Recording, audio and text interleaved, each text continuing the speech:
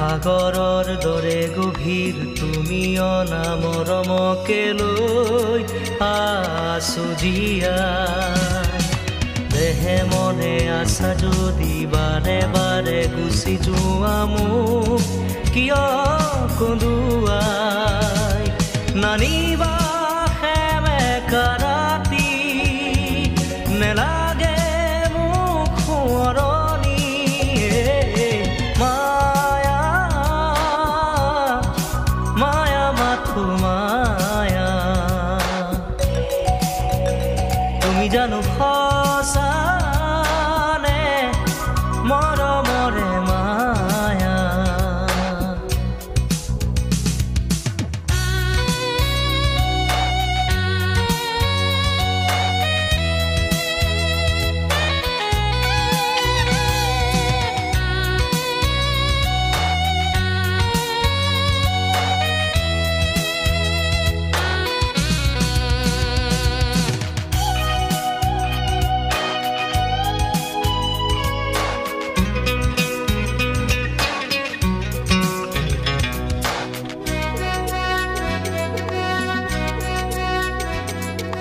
মায়াবিনী সেই ৰাতি আহিছিলো কাষলে তোমাৰ দুখ হ'বলে হাঁহি হাঁহি সাৱটিলা অশ্ৰু ভৰা অনুভূতিবোৰ মনত গোপনে আজি অনক মোৰ ভাষা নাই মই জীৱনত দুটা ব্যক্তিৰ মৃত্যুত মই কান্দিছোঁ এজন হ'ল আমাৰ মৰমৰ জুবিন দা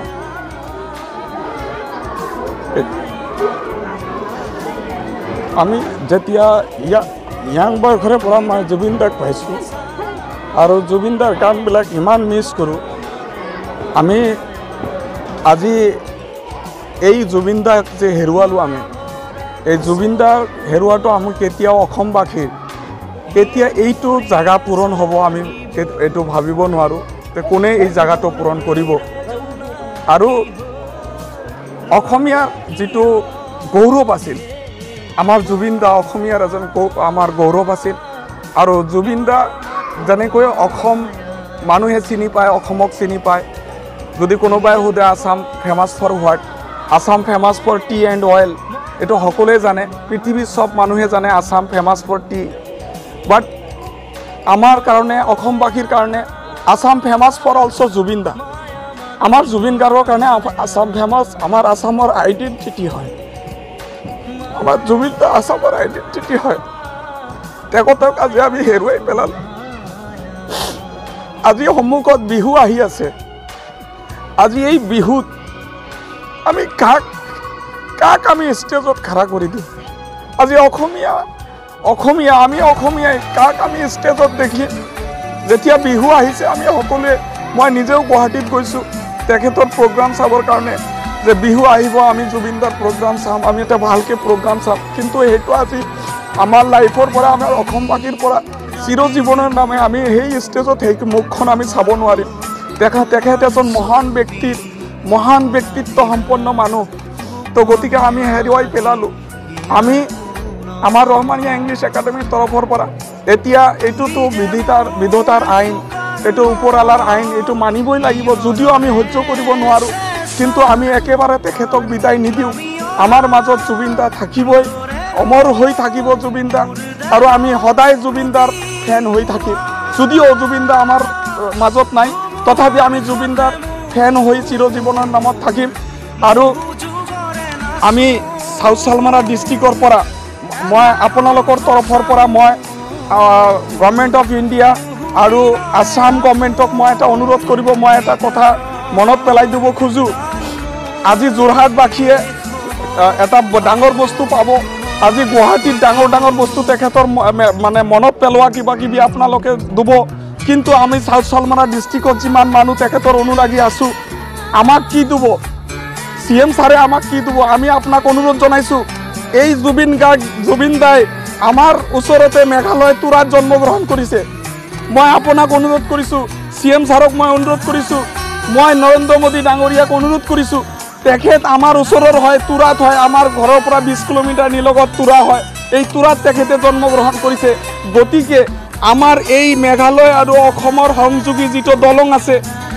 ধুবুৰী ফুলবাৰী ব্ৰিজ, এই ধুবুৰী ফুলবাৰী ব্ৰিজখন অসম আৰু মেঘালয় সংযুক্ত ব্ৰিজ। এই ব্ৰিজখন তেখেতৰ নামত দিব লাগে। আপোনালোকে গুৱাহাটীত থাকি তেখেতৰ যিটো মূৰ্তি বনাব তেখেতৰ আপোনালোকে চাব পাৰিব, কিন্তু আমি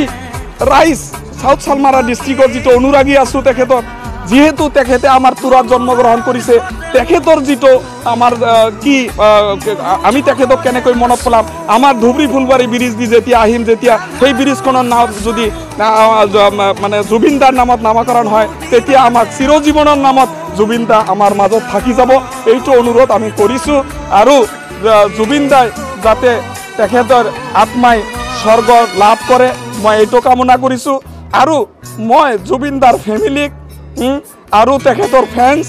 আৰু তেখেতৰ অনুৰাগী যিমান আছে সকলোকে মই ধৈৰ্য ল'বলৈ কৈছোঁ। এইটো বিধাতাৰ আইন, এইটো মানিবই লাগিব। আমি কি চবকে মানি লৈ তেখেতৰ কাৰণে দোৱা কৰিব লাগে। মই চবকে অনুৰোধ কৰিছোঁ, চবৰে তেখেতে যাতে তেখেতৰ কাৰণে দোৱা কৰে। আৰু তেখেতে এটা কথা কৈছে, মোৰ মনত পৰিল, তেখেতৰ মাজত জাতি ভেদ নাছিল।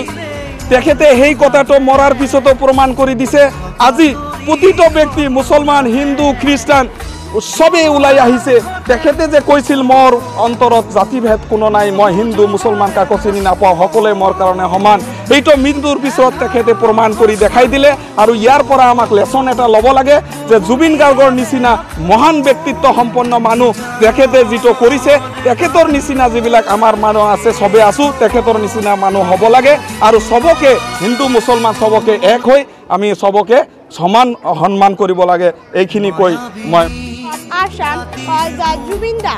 We lost our legends, whose melodies touched our heart. Miss you so much, you will always remain with us forever. আমি ইতিমধ্যে সকলো গম পাইছোঁ যে যোৱা 19 ছেপ্টেম্বৰ 2025 আমাৰ সকলৰ বিয়াৰ আমোদ,